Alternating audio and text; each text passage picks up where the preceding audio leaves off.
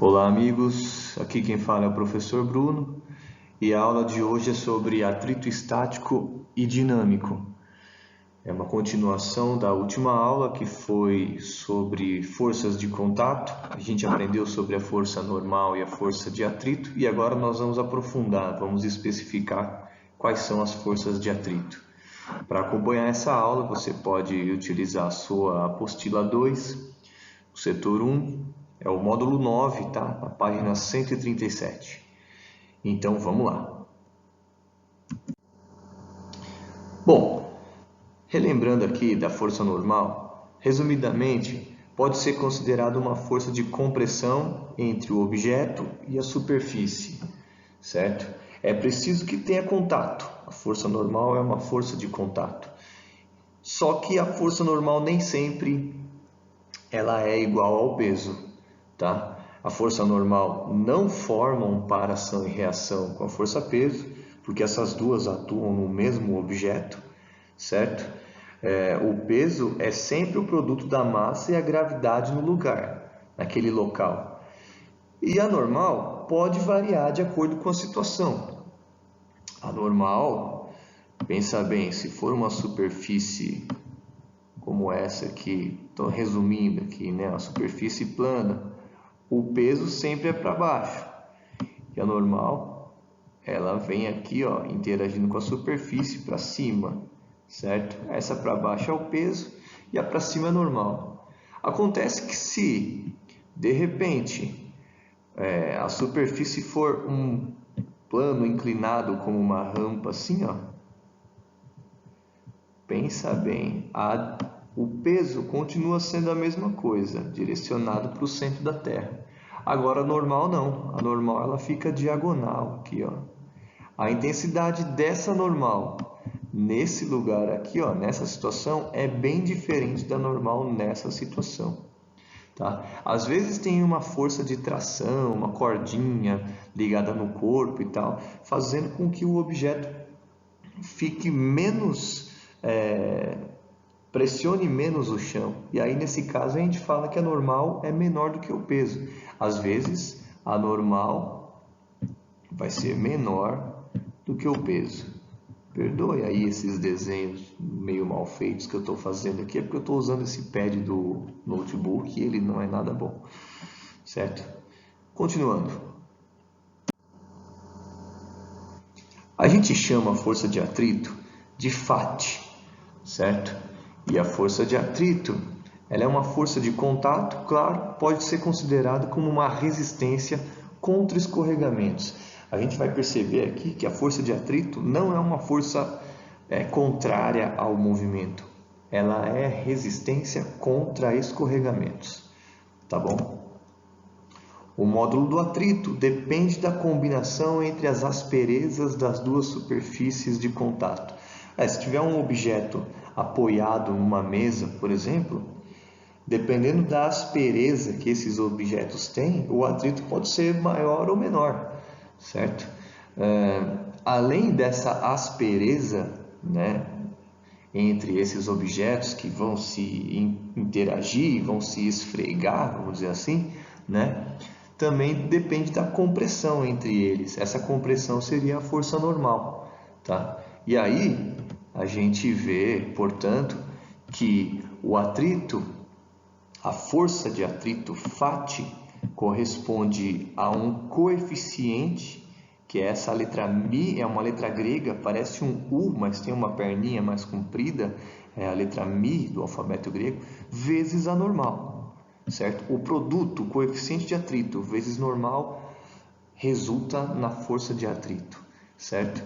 Então, aqui a gente vê que FAT é a força de atrito, dada em newtons, a normal também é dada em newtons, e o coeficiente de atrito, ele é adimensional, ele não tem unidade, certo? Isso é uma coisa interessante.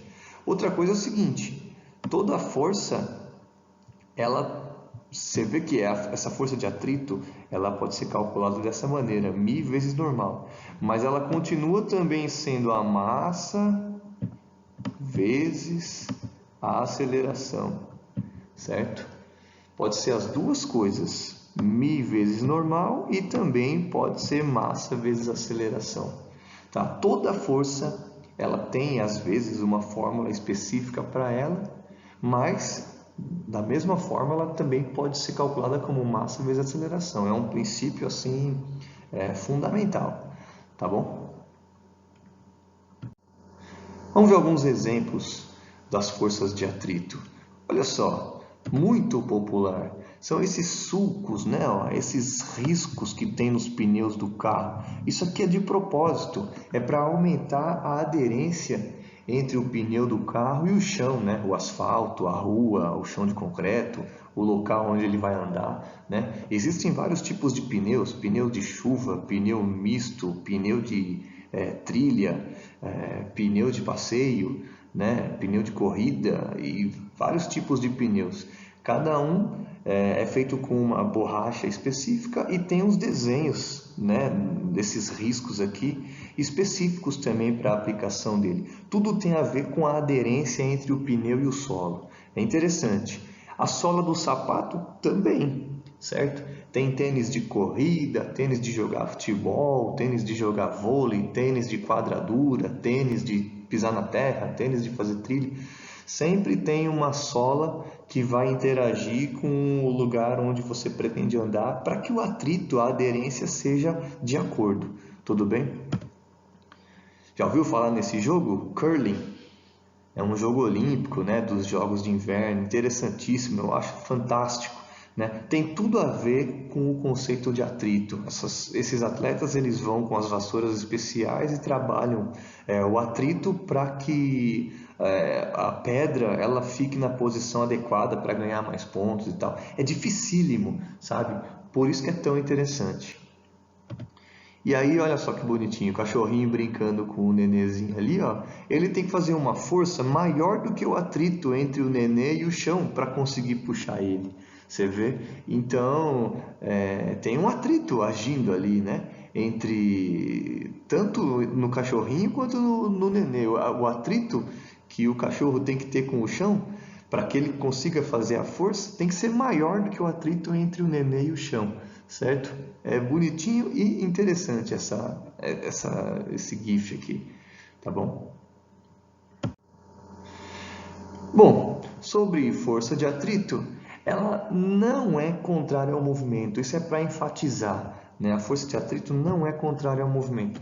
Ué, professor, mas se eu colocar um celular na mesa, desse jeito que está aparecendo aí, e inclinar a mesa, não dá para perceber que o deslocamento, né, o movimento do celular é para baixo, estou tentando fazer uma setinha aqui, ó, enquanto o atrito é para cima, não é? O atrito não está contrário ao movimento?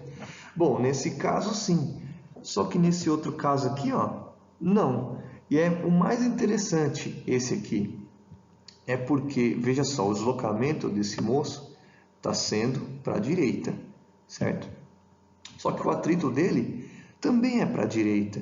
Veja bem, conforme ele vai andando, você já percebeu isso? Quando você anda, você empurra o chão para trás. Quando você empurra o chão para trás, existe uma força de atrito para frente que não deixa você escorregar, senão você ficaria patinando, igual pisar num chão ensaboado, né? Você empurra o chão para trás, mas não sai do lugar porque não tem aderência, percebe? Então, o atrito, nesse caso aqui, é na mesma direção que o movimento. Então, a força de atrito, ela nem sempre é contrária ao movimento. A força de atrito, ela é contrária à tendência de escorregamento, que fique bem claro isso. Bom, para concluir, temos aqui o atrito estático e dinâmico. São os dois tipos de atrito que existem. Para facilitar a ideia, quando não escorrega, é o atrito estático que está agindo. Quando escorrega ou desliza, é o atrito dinâmico que está agindo. O atrito dinâmico também pode ser chamado de atrito cinético, certo? Tem esses dois jeitos de chamar ele. Tem um gráfico sobre atrito, né, que é o seguinte. Imagina que tem uma caixa em cima de uma superfície, no chão. Você precisa empurrar uma caixa pesada que está no chão. Já percebeu isso? Que quando você precisa empurrar alguma coisa pesada, é difícil tirar ela do lugar.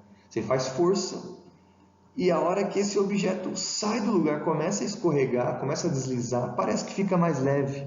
E isso é verdade mesmo. É porque quem está agindo enquanto o objeto está parado é o atrito estático. Você vai aumentando a força, o atrito vai acompanhando.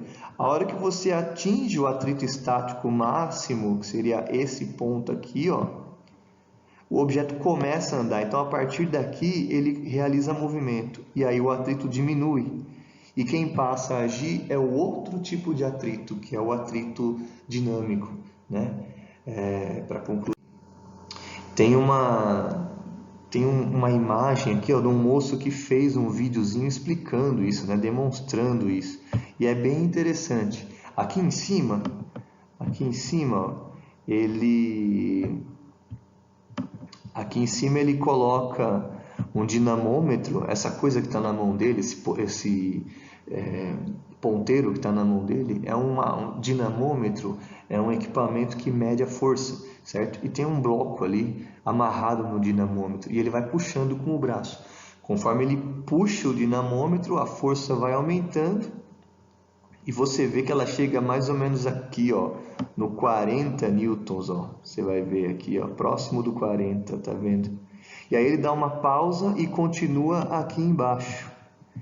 E aí você vê que a hora que o bloco começa a andar, ó, esse bloco aqui, a hora que ele começa a andar, o ponteiro diminui. Olha lá, tá vendo? Ó, vai para 30 mais ou menos, pouco menos de 30 newtons, percebe? Então essa é uma demonstração que comprova a ideia de que o atrito cinético é menor do que o atrito estático, certo? É uma conclusão. O atrito estático ele é maior do que o atrito cinético, do que o atrito dinâmico. Se você tiver que calcular o atrito estático, é só usar o que a gente aprendeu lá, ó, normal vezes o atrito.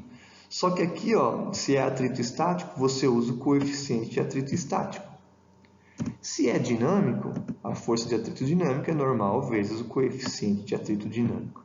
Tá bom? Então é isso, vou parar por aqui. Deu quase 13 minutos de aula. Vá até a sua apostila, lá na página 137, e tente fazer aqueles 3 exercícios. Por favor. Obrigado.